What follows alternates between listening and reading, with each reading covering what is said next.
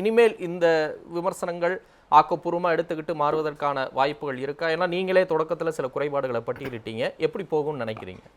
இல்ல இவங்க தங்களை திருத்திக்கணுங்கிறதுல எந்த சந்தேகமும் இல்ல.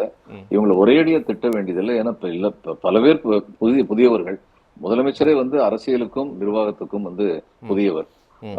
அவரே வந்து இப்ப பிஎம் ஸ்ரீயை பத்தி கல்வி அமைச்சர் சொன்னாரு, இல்ல நாங்க ஏத்துக்க மாட்டோம்னு.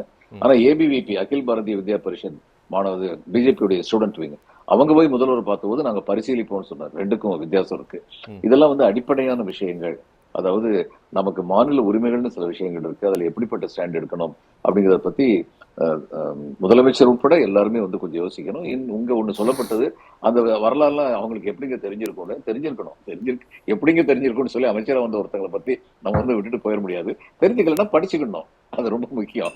அதனால வந்து ஆனா அதே சமயம் இந்த தப்புண்டாங்க அந்த தப்புண்டாங்க இவங்க ஆள தெரியாதவங்கன்னு சொல்ல வேண்டியதில்ல. விரைந்து தங்களுடைய தவறுகளை திருத்திக் கொண்டார்கள் என்றால் அவர்களுக்கும் நல்லது, தமிழகத்திற்கும் நல்லது. முக்கியமான விஷயம் என்னன்னா, இங்க என்ன சொல்லப்பட்டதுன்னா பத்திரிகைகளா வந்து எழுதிட்டாங்கன்னு சொல்றதெல்லாம் வந்து பொறுப்பற்ற வார்த்தை. பத்திரிகைகளா ஒண்ணு எழுதல. அவங்களுக்கு செய்திகள் கசிய விடப்பட்டன. அப்ப நான் கேட்கிறேன், செய்திகளை கசிய விடப்பட்டது யாரு? பத்திரிகைகளா இமேஜின் பண்ணாங்களா?